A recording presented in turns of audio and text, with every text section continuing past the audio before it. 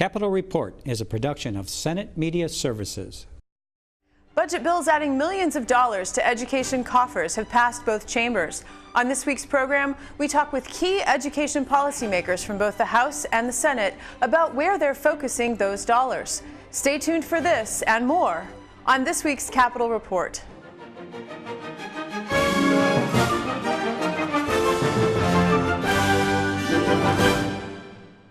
Welcome to this week's program. I'm Shannon Lurkey. This week, the Senate debated the E-12 Omnibus Education Bill. After 3.5 hours of debate, the plan passed on a vote of 38 to 28. Joining me in the studio to discuss the Senate plan is the chair of the E-12 Education Finance Committee, Senator Carla Nelson. Welcome. Good morning, Shannon. Funding schools has a lot of components. There's paying teachers, paying for buildings and maintaining the buildings and transportation and having high quality instruction. All of these elements are very expensive. In this time of budget surplus, the Senate plan is proposing a 1.5% per pupil increase. The Democrats say this isn't enough. How do you respond? Yes. Well, let me just say that education is the great equalizer, and so it's essential that we do have strong public schools. And I'm a product of public school teachers. Both my mom and dad are public school teachers, and I was myself, so no doubt about that. But I would say that it's important to note that there's a significant increase in funding in the Senate education bill beyond the 1.5% and 1.5%. $330 million of increased special education funding, $181 million of long-term facilities maintenance funding to help take care of those buildings, increased community education funding. So there's, in fact, there's $840 million of increased funding in the bill, plus another $300 million on top of that. So the Senate education bill is actually $1.14 billion of funding, more than our current bill. So that's about 6.5% increase. Now, you've pointed to a very important piece, which is the per pupil funding, which is the most local, the most flexible, and the most fair funding. And we put 90%, over 90% of our budget target into that increased per pupil formula. It did come out to 1.5%. And our schools are asking for 2%, and I believe they do need 2%. But I would say that historically, the governor, since in 2011, he asked for 0% increase on the formula, as did the Democrats. In 2013, he asked for a 1% and a 0% increase on the formula. And then in our last budget, in 2015, the ask was for a 1% increase on the formula. So we certainly have done much better than that in this budget that we have put forward. On an earlier program, you were present, and we talked about teachers of color and the shortage of teachers. And so to continue that conversation, there's a lot of aspects going into our teacher shortage in the state. There are fewer people entering the profession. There is a shortage in teachers of color. There is a need in math, science, and special education. How will the Senate plan tackle this complex issue? Well, there are some things within that are within our control, like teacher licensure and incentives and pay and encouraging more teachers of color. Some of those things are outside of our control, the demographic trends, for example. But that's why we need to focus on those factors that we do control. And the Senate bill does a good job of moving us in that right direction. Our teacher licensure system, as you know, was totally broken. Office of the Legislative Auditor report over a year ago described the entire mess that was in, and then it took a lawsuit that we lost on our teacher licensure system. Basically, it had too many different bands and too narrow of strands. It made it very difficult for teachers to be licensed in the areas in which they teach.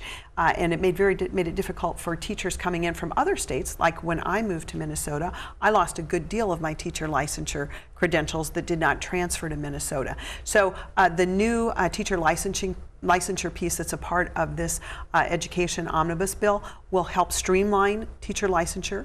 It will make sure that we have a process where those who are successful teachers in other states indeed can come and teach in Minnesota. Our current system was totally broken in that regard. And then, of course, our bill also provides incentives to encourage more teachers of color, whether it be grow your own programs or loan forgiveness or mentorship. Third grade reading proficiency. Let's talk about that. It's a benchmark for future academic success.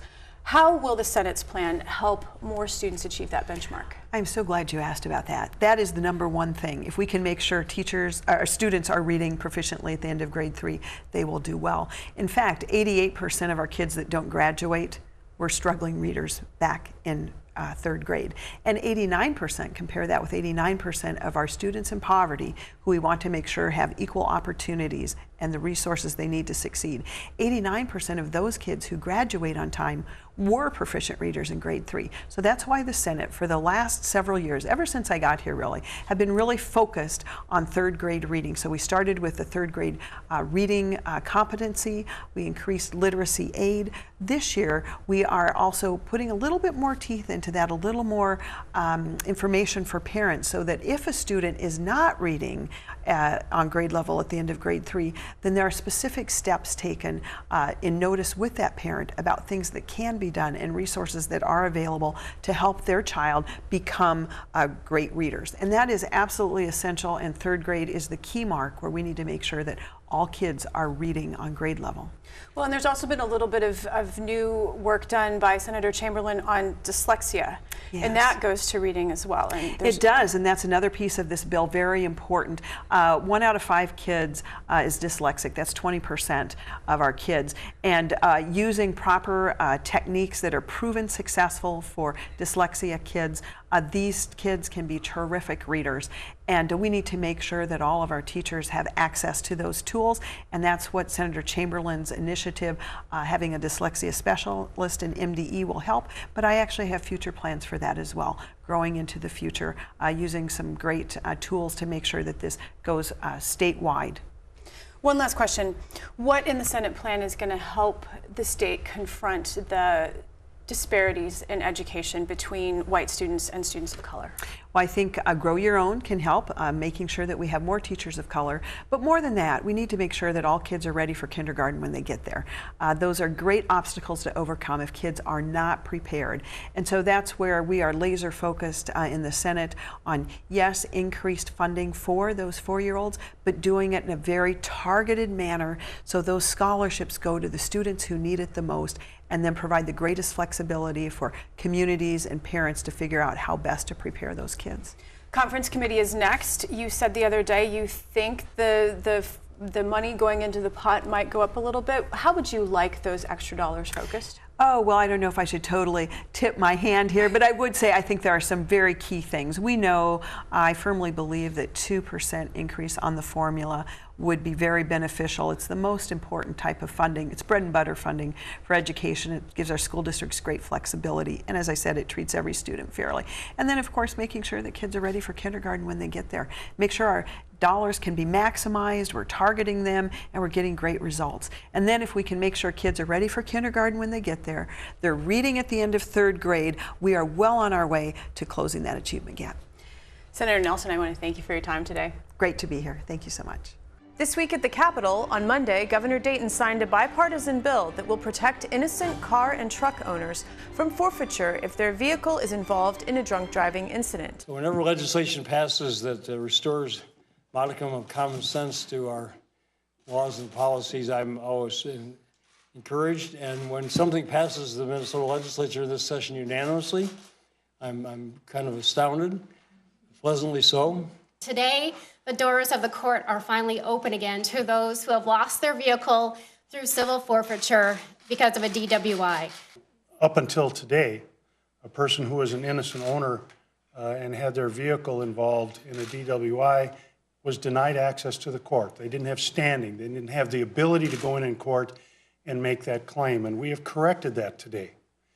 But in a much larger concept, what I think is important is the recognition that our court system, the judicial branch of our government, has to be available to people to redress their grievances. And this is a very, very good example of how we are going to accomplish that. Forfeiture in and of itself ends up being a very harsh penalty, a large financial penalty in many cases for those families, not just the person who was driving the vehicle, but for the families of that person and all those who depend on that driver. And frankly, we know from the evidence, and I'm in court every day on these things, and I hear it and I see it, and we hear it from the experts who testified in committees, that people are going to find a way to drive to keep their job.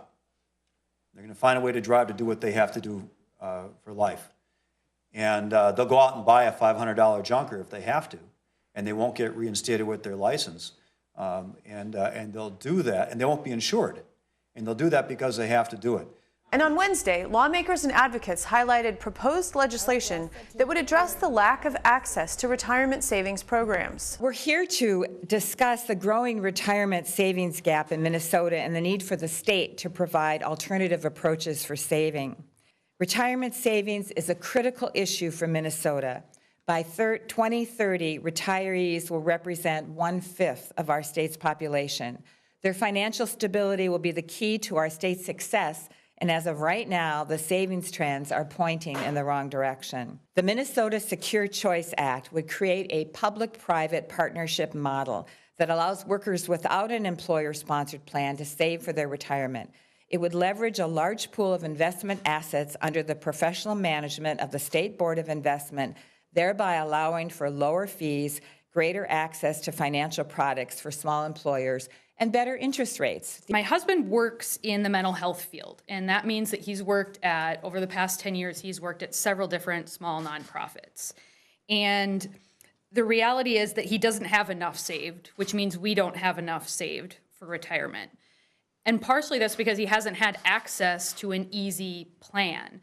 The one employer that he had in the past that offered a plan, I'm almost embarrassed to share, the fees are more every quarter than what the plan is earning. And this is the reality for a lot of nonprofits and small businesses as well. Small employers not only can't save for themselves, they can't help their employees save.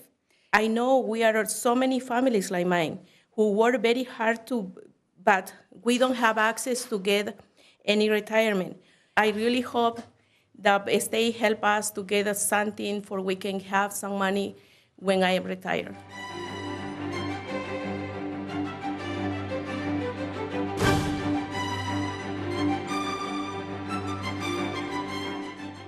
Last week, the House of Representatives debated their omnibus education finance bill, and by a vote of 75 to 54, approved $273 million in new education spending, adding 1.25% to the per-pupil funding formula.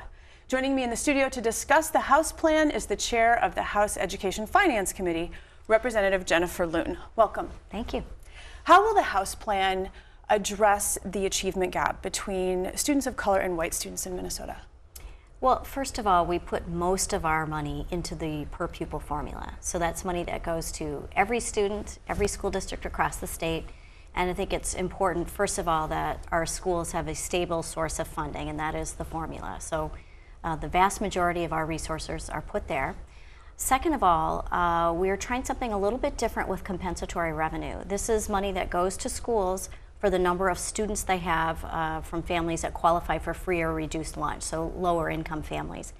And we are asking them to take their new compensatory money for this coming biennium and use that in extended time programs. So after school, summer school, before school programs, anything that would direct additional time for those students who need more help. We know from studies that that is a strategy that works, and that's what we're going to try to invest in this year. Governor Dayton, his plan recommends $700 million in new spending, a 2% per pupil funding increase. Your plan is $273, 1.25. In a time of budget surplus, Democrats are arguing that your plan isn't going far enough in terms of funding. How do you respond? Well, there's always a struggle for how much we can spend in any area of the budget, and clearly education is one where Minnesota does prioritize and invest. It's the biggest portion of our state's budget, 42%, so 42 cents out of every dollar that a state taxpayer sends goes to early education through grade 12 in Minnesota. I do think as we move through this process and compromises are made that we will have probably more money than in the House bill right now for education. And I do feel very confident that we'll get to that 2% increase each year in the formula. But much of the governor's increased spending is in other areas, voluntary preschool programs and some other things. So we'll probably have a little more discussion about how much we'll invest in those areas. Well, and speaking of the voluntary pre-K, your plan would put money in early education scholarships. Economists say that investments in early learning pay off, in the long term. So it's a good investment. In terms of your program, Commissioner Cassellius has said that, some of the school readiness programs that may become involved won't align well with state learning goals, and they also don't require licensed teachers. So that's some of her concerns with your plan. How would you address those concerns? Well, I would be very open to putting more requirements into the school readiness programs. Right now, there's a great deal of flexibility for school districts and how they develop their programs, but they do all have to have a plan that has to be approved by the commissioner. So if the commissioner feels there should be more stringency to that, she could certainly require that on her own as well. I think the important thing to remember is that if we're going to invest in very young children to help them be ready for kindergarten, you get the greatest return on taxpayer dollars by targeting that to the children at highest risk of falling into the achievement gap, and that is low-income students. And by creating a scholarship program that goes after those kids first, make sure that they have quality early childhood, that's how we really make strides towards closing that achievement gap at a very early age. How would parents apply for this scholarship program? Well, the scholarship programs are up and running now. So we have school readiness, which you can go and apply just at your school district, and schools operate those programs for 3- and 4-year-olds at a sliding fee basis, so they're free for low-income 3- and 4-year-olds, and there may be a small tuition for families of greater economic needs. Scholarships are distributed through contracted entities. The Department of Education contracts with providers. Think Small is one in the Twin Cities metro area, and they apply. There's an application form that verifies income, and then you're provided information on high-rated, parent-aware rated programs in your area, and then a parent can choose whatever works best for them. It may be a family home care daycare provider, it may be center-based, it may be a school-based program, any range of providers as long as they're quality.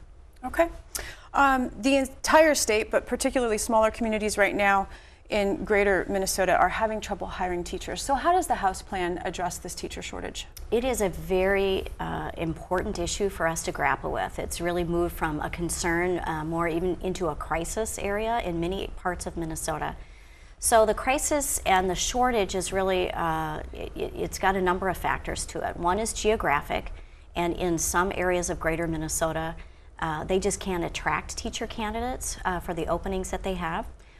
In other instances, it's certain types of licensure that we're very short on teachers in. Science and math and special education. And special ed, exactly. Yes. And then we're also trying to make sure that our teacher ranks really more closely reflect the students that we're educating in our schools.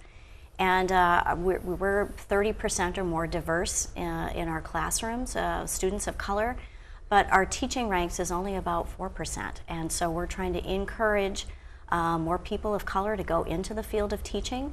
It's great to have them as role models in our schools. So we're trying to tackle all of those things, and we do it with a variety of things. Student loan forgiveness for people that get into the field. We also have some grants for people doing their student teaching, because you cannot have a job while you're student teaching, and for some students that is just not a possibility, that they have to work while they're in college and getting their degree. So we have some grants for that. Just a number of other things to try to help encourage that and build a stronger pipeline of people going into the teaching profession. Representative Loon, I want to thank you so much for your time today. Thank you. A bipartisan group of lawmakers assembled in the Senate building for the New American Communities Forum, an informational listening session to hear presentations by a number of emerging immigrant groups. Here are some highlights. Today, our population of New American are well over 600, and some community are doing better than others, and some are more visible than another. So then I thought that it would be a good opportunity to bring those whose voice may not be heard as often. If you open the opportunity, everybody compete, and it's a merit-based. is a performance-based. But oftentimes, this bureaucratic process that really make it our businesses particularly difficult to compete for the available services in the state of, in the city, particularly school districts and otherwise in the medical field. The other is lack of capital. Lack of capital is another thing which is hindering businesses from getting access to capital so that they can grow their business. They are the first to create jobs for their community. I realize, many of us share a lot of similarities. We may come from, various country origins, but I believe the main reason we're here is because we escaped, the persecutions and the civil war back in our home country. I've been here since I was 6 months old. I crossed the border with my mom. And DACA has changed my life. I was able to go to college. I graduated from Augsburg College in 2014 with a theology degree, which I'm very proud of because it was very hard for me to go to college. And what I would like is for you guys to help the undocumented community, help DACA dreamers. We are the future. We are Minnesota's future. I'm a new American. And I think oftentimes we are seen as a burden. And your beautiful presentations today talked about what an asset we could be if we're given the right opportunities.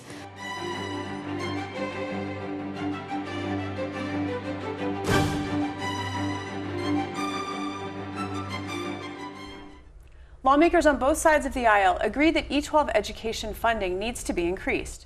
My next guest is the ranking minority member of the E-12 Policy Committee and joins me in the studio to provide a Senate DFL perspective. Senator Susan Kent, welcome. Thank you. On the Senate floor, you said that the Senate Republican plan is fair, but that it doesn't go far enough. What more would you like to see?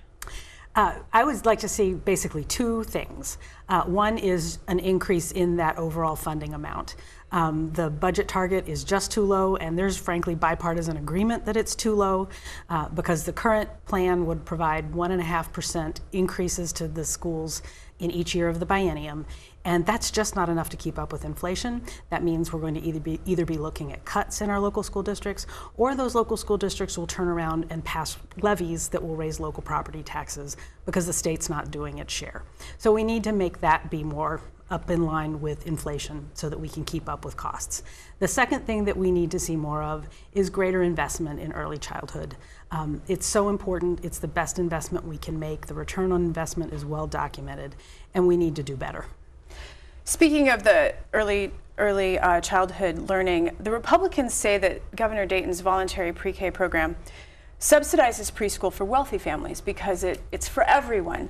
The Republicans say that their plan is targeted more to needy families and that wealthy families will go ahead and purchase the preschool for themselves. So where do you stand on that philosophical debate?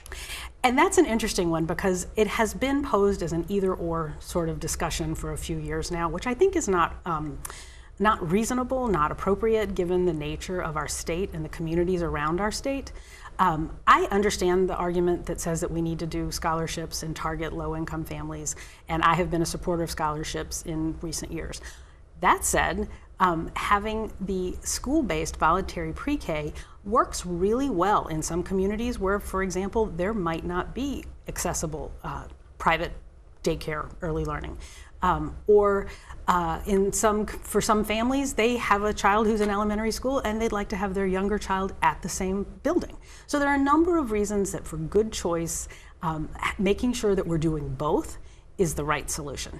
Well, and the Senate plan does keep Governor Dayton's funding level from the last biennium study and then puts other money. So it is doing both, unlike the House, which stripped Governor Dayton's. Exactly. And again, as I said, I think the Senate approach is fair.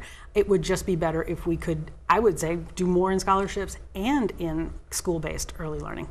Also during the Senate debate on this bill, you spoke of the need to increase funding for student support services like counselors. I think you said Minnesota ranks 47th in the nation. So can you talk about why that's important, and do you think it's possible, since it's also in Governor Dayton's plan, that it might get in conference committee? This is such an important area, and I'm really grateful that people have begun to really pay attention to this in recent years. And we did have a round of grants last year in 2016 that the legislature passed and the governor signed into law that reached a bunch of schools around the state and provided these badly needed services for its counselors, school social workers, school psychologists, nurses, and chemical dependency counselor. And we had, it was throughout the state, it was balanced between Metro and Greater Minnesota, and we had requests for all of those positions around the state. We would like to see more because all of the schools that applied did not get funding. And as you say, we rank 47th in the country. The other thing that we've learned is that the national average is that 5.5% of education funding goes to these support services, and in Minnesota it's less than half of that. It's only 2.6%. And we need to do better because these are the professionals who may help with behavioral or mental health problems and help connect families with the support that they need. Or it's academic and career and college guidance, which we all know is so important. Or perhaps it's a visual problem in a young student, and it's a school nurse who identifies that and helps that student get the treatment they need so that they can learn to read and be successful. It's support. It is supporting students in ways that help them thrive academically in the long run. Do you agree that the reforms proposed in the teacher licensing system will make a move towards helping with Minnesota's teacher shortage problem?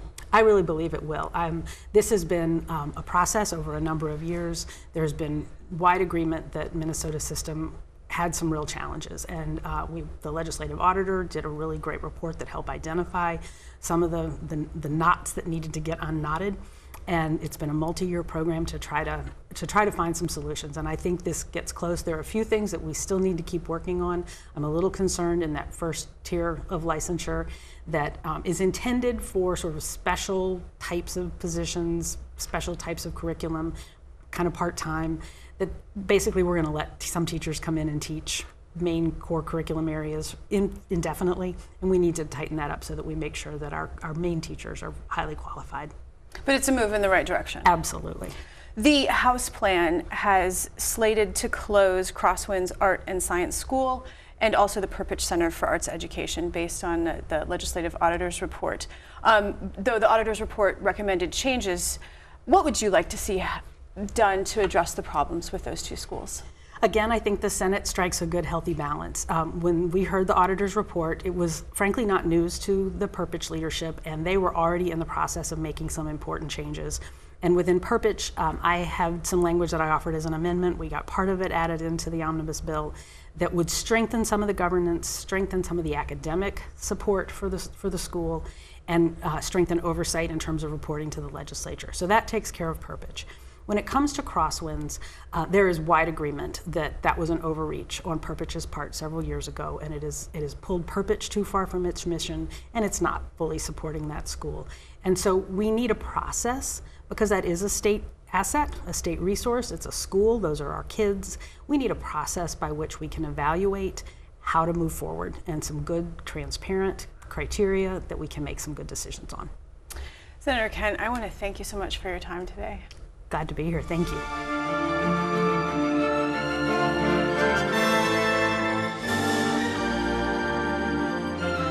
Join us again next week as we delve into more topics affecting Minnesotans. I'm Shannon Lurkey, and on behalf of all of us at Senate Media Services, thanks for watching.